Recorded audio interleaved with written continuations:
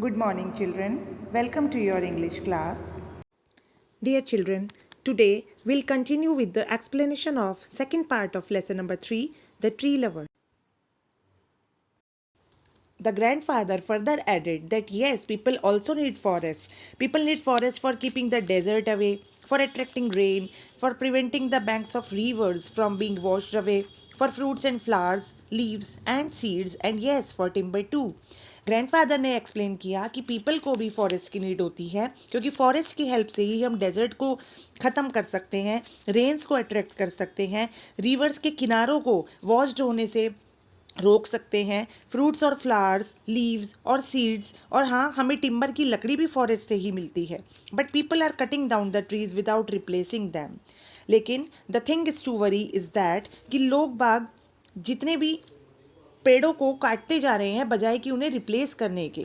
And if we don't plant a few ourselves there will come a time when the world will be beyond great desert. और अगर हमने अपनी तरफ से भी कुछ प्लांट्स को, कुछ पौधों को नहीं लगाया तो वो समय जल्दी ही आ जाएगा जब पूरा देश, पूरा संसार एक डेजर्ट में कन्वर्ट हो जाएगा. The narrator further explains that we found an island, a small rocky island, in the middle of a dry riverbed. It was one of those riverbeds which were completely dry in summer but flooded during the monsoon rains. Narrator explain करते हैं कि जंगल में चलते चलते एक सूखी सी नदी के बीच में हमें एक आइलैंड दिखाई दिया. वो ऐसी सूखी नदी थी जो पूरे सीज़न तो सूखी रहती है लेकिन मॉनसून सीज़न के आने पर वह पानी से पूरी तरह से फ्लडेड हो जाती है. A small mango tree was growing in the middle of the island and grandfather said if a mango tree can grow here so can other trees. फिर उस रिवर के बीच में एक छोटा सा मैंगो ट्री खड़ा हुआ था.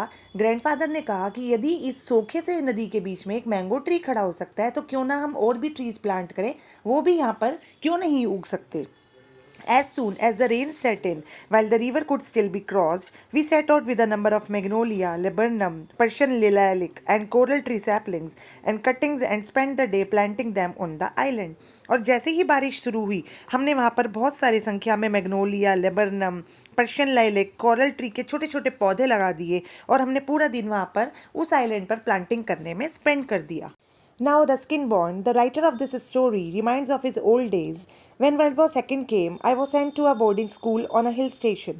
During the holidays, I went to live in Delhi with my father, who was then serving in the Royal Air Force, and he told me that my grandparents had sold the house and gone to England. 2 or 3 years later, I was sent to England and was away from India for several years. अब Ruskin bond story के writer अपने पुराने दिनों को याद करके बताते हैं कि जब वर्ल्ड वॉर सेकेंड हुआ था तो मुझे एक हिल स्टेशन पर बोर्डिंग स्कूल में पढ़ने के लिए भेज दिया गया. ड्यूरिंग द हॉलीडेज, छुट्टियों में मैं दिल्ली में अपने फादर के पास आता था जो कि उस टाइम रॉयल एयरफोर्स में अपॉइंटेड थे. उन्होंने मुझे बताया कि मेरे ग्रैंड पेरेंट्स ने अपना हाउस बेच दिया है और इंग्लैंड चले गए हैं. 2 और 3 साल के बाद मुझे भी इंग्लैंड भेज दिया गया और मैं इंडिया से काफ़ी सालों तक दूर रहा. But several years later, after coming back from England, as a young man, I was in Dhera again, and after first visiting my grandfather's old house, I walked out of the town towards the river bed. कुछ समय के बाद एक young man के रूप में मैं England से वापस लौटा और अपने देहरा गांव में गया. सबसे पहले मैंने अपने ग्रैंडफादर के ओल्ड हाउस को विजिट किया. उसके बाद मैं उसी रिवर बेड की ओर.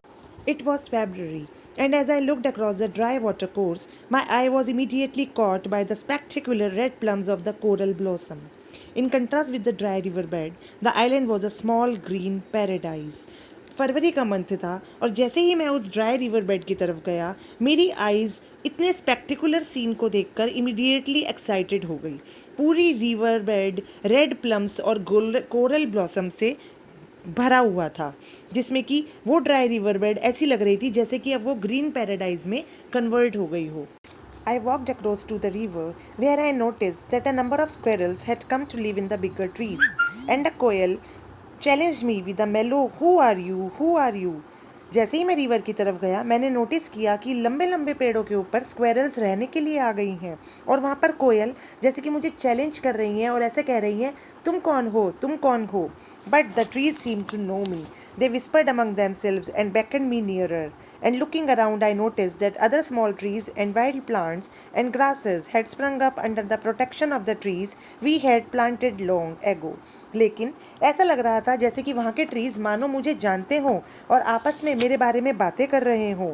मैंने चारों तरफ देखा। मैंने नोटिस किया कि जो छोटे छोटे ट्रीज़ और प्लांट्स हमने सालों पहले लगाए थे, अब वो बड़े बड़े ट्रीज़ की प्रोटेक्शन में बड़े बड़े हो गए हैं। Yes, our trees had multiplied, they were walking again in one small corner of the world.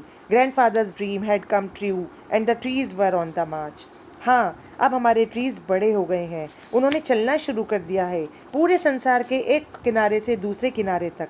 हाँ, आज मेरे ग्रैंडफादर का सपना पूरा हो गया है और ट्रीज़ अपनी यात्रा पर निकल चुके हैं। Children, I hope you liked the story. Thank you.